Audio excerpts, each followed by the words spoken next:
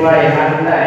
แต่นั้นโพธิสัตว์เจ้ามี ยาต้านตาสงบนิ่งบ่มียาเอาฟังหันหลังสู่บ่มียาต้านรอพลังพุทธเราซ้ำหลายคำกับพ่อจานั้นก็โศกาด้วยหลายประการสิ้นเสื่อมถูกท้อฟ้าได้ก่อยกันเคลื่อนกระหายโลกมนัสเพียนปานใจต้องใจโศกทั้งคิดถึงลูกน้อยเพราะปานผ้ามาลัดเองอันหนึ่งเป็นดังเขาหลวงกว้างพระสุนินโคนโคน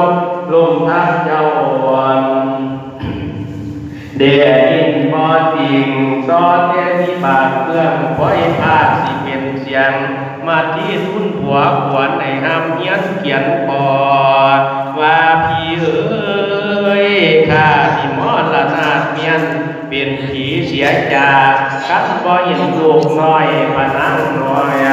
ควรสิตายถึงเมียนนั้นคนบ่ายแสนที่หลายเรา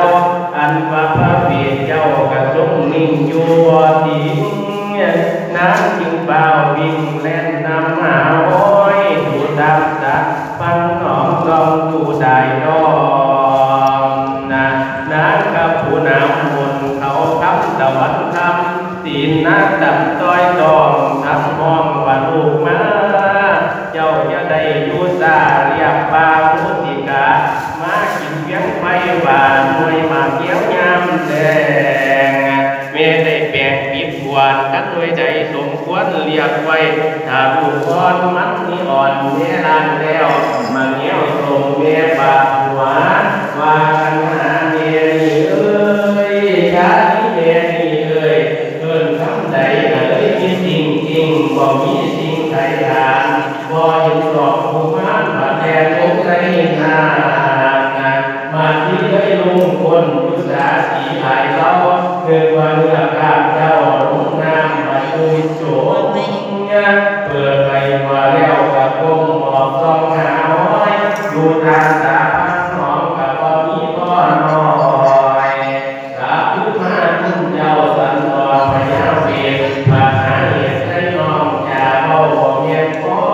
ว่านั่งรักติดสู้อยู่ในป่าพยาร้อนป่าผืนเบียดกามีบ่หวงหัวกับบุตรน้อยกลับขึ้นมาปัดที่ร้ายมันตาหาลูกว่ามันถูกฆ่าลูกถูกฆ่าเราลืมยิ้มบ่เพิ่นว่าสร้างเปิดไม่ไหลป่าเอาหัวซาป่าหามีไก่มันว่าจะเอาเข้าน้ำผมหาไก่วันกวางไปลงโถงบ่เคยแช่วันใส่มีบ่แพ้ไปลงว่าแท้บ่โกงเจ้าหาที่ไก่ถามอีกแก่ไก่มาที่เอ้ยไก่ก็เก็บตัวเมื่อไก่ที่หัวห้องหัวอันเสียหน้าหัวไก่มาที่น้ำคนไรไก่ของนั้นคือสิ่งเล็กน้อยจ้อยคือสิ่งเล็กน้อยจ้อยอยากแก้ว่าเอาเลยถ้าเปลี่ยนปากเพราะนั้นเลยดูของนี้จะมาที่เวทนาผูกการสิ่งที่หกมอยว่าพี่เอ้ยสังวรทำเพียงปล่อยหากระบวนหลายเรื่องแต่น้อไอ้นับได้หนีจากเมื่อวันเพิ่งพระเอาผู้หัวดอกเกี่ยวผู้เดียวหามาทั้งโลกเดียวหัวเปิดกับพระคุณหาพิมพ์คำจริงจึงคอยฟันก็เพียรนักหาเพียงเลี้ยงพระองค์ซ้ำทั้งโลกถ้าทำพอถูกต้องเยินถอนจงประหารสิเอามาห้องให้ย้อมพิสารภาพเหลือคณะทำถูกต้องปนันนองจงจะนอนว่าเท่านั้นปนันแรงจังห้อยให้ลงดอกตาไผ่พระน้องใหม่ไผ่พระน้องความหิมาพันหัวเกิดมีมูสัตตื่นเต้นตันเขาละวัดเขา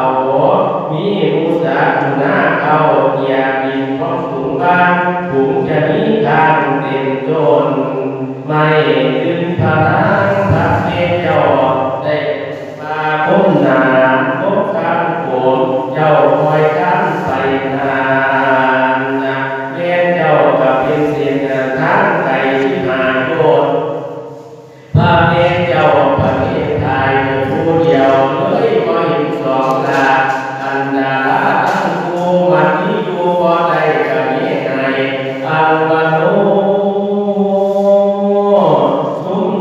าผู้ว่าบอก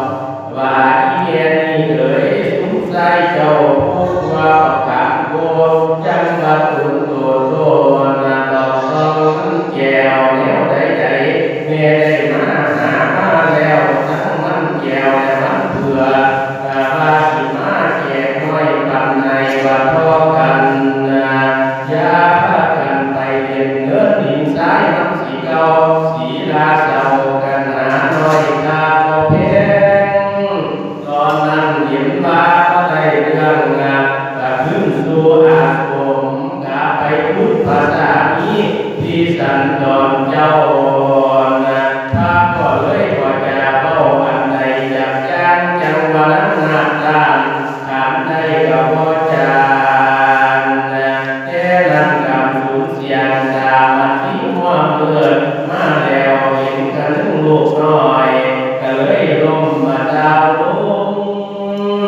น้าเลยสลบลมส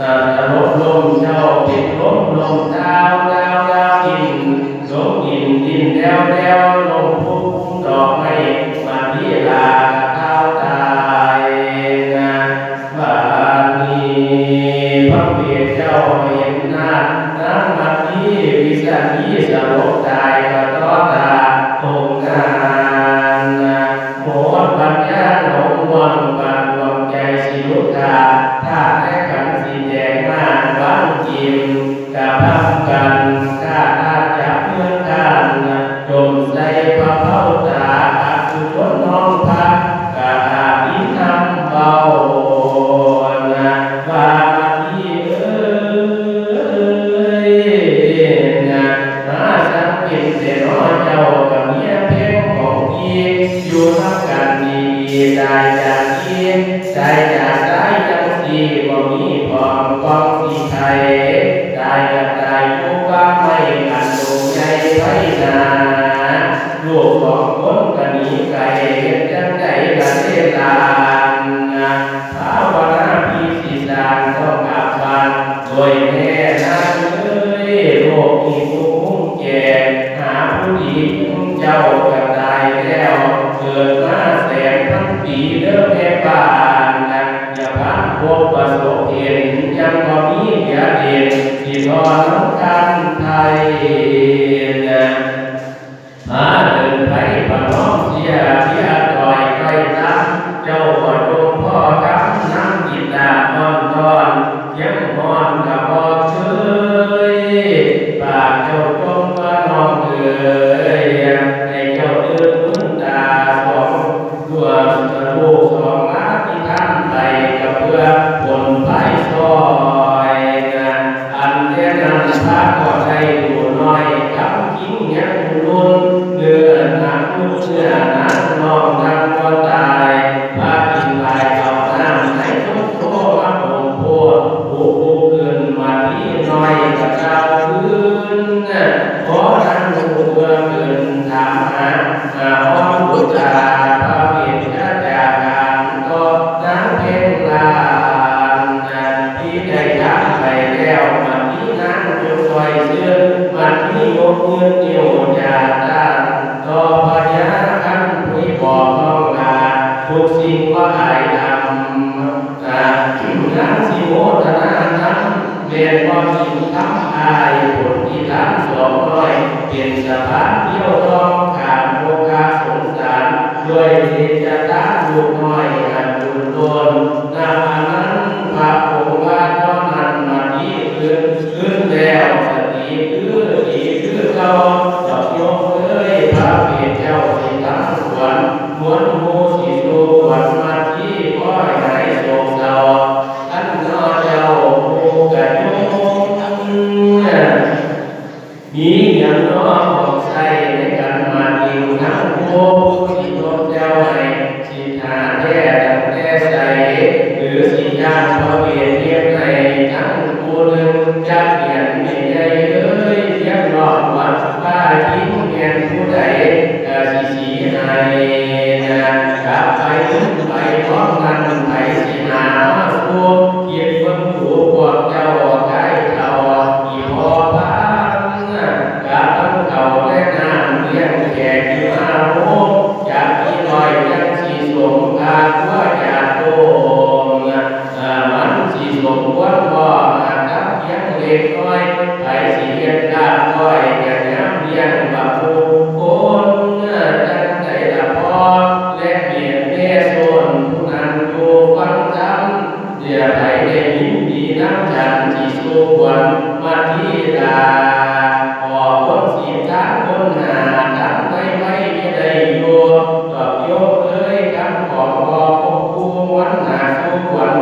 ได้สิได้นาผู้ค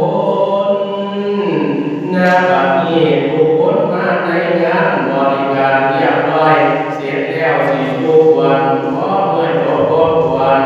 ถามกับเราปนมมือถือธรรมะมาดูตั้งนะโมสามจบกับพบดีดาทวนขอสุขวัดกันเลยได้มาหาใจสีดีเด่นเศษสามจบแล้วรูปด้านทำเอาสิทุกวันว่าสีมือนี้เป็นมือสันวันดีวันดีที่เราใจโตโตกันนี้แน่โตไม่กันอันนี้แน่กันไม่แก้วคุณละโลกแก้งแก้วพระพังย้อนพังสันหาหมดทุกอย่างสิ่งข้าใส่กันมีน้ำมาสันมาแก้วคุณละโลกแก้งแก้วปัจจุบันสัพพัญญามีทุกสิ่งสร้างมามีทั่วด้วยผ่านทุกวันและเส้นได้ทำเป็นฝ่ายผู้ปฏิฝ่ายสิ่งดีได้มาจากอาการพระอินทราธิราชเราปัดทางมาสุขวันนั้นหน่อยหน้าตาด้วยเงินทองทั้งเขากองหลายตาก็สึกก็อยาก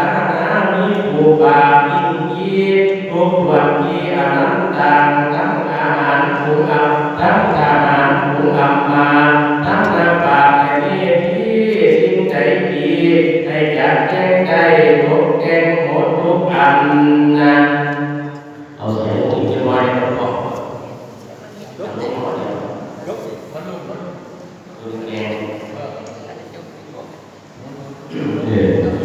เดี๋ยวผมไป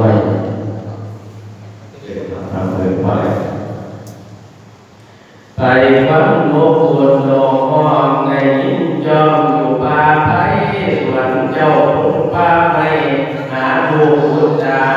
ขอให้มาเจ้าทิ้งแก่วันนี้วันนี้วันเจ้านี้ไก่ทางผู้การไผ่ได้พาขึ้นมาจากหน้าตาให้มาเขาวัดผู้ทิ้งวันเจ้าหลงเกียรติยิ่งน้ำโมผูกผีผูกแค่นี้เสียสารข้างลิ้นผีเสื้อย่าได้เหลียบอกข้างกับไปขึ้นสอบผิดชอบใจเจ้ารู้อย่าถูดันมาฝืนวันเจ้าไปยืนในไปยืนเพื่อนอยู่กันตาขึ้นมาสานาตาให้มาเขาวัดสุกายมาวัดให้อย่าได้ชนก่อข้านั่งเลยมาวัดนะอย่าได้ชนก่อเขามาวัดเราเจ้าจะได้กว่าญาติเสียสิงอย่าได้กว่าลิ้นจากว่าผู้ลิ้นกับผู้โดนนอนให้มาวัดไปให้เจ้าใจกว่ามาวัดนะให้เจ้าใจกว่าวันวัดใจก็ดีเพราะงั้นเจ้าจะได้ก็พาสุขสำราญเติบโตมาที่ดาคงจะเดินอันนี้มันก็หมดเสียมาที่กันปัดตลอดทอดท่าทานวันที่วันแล้วที่ดาว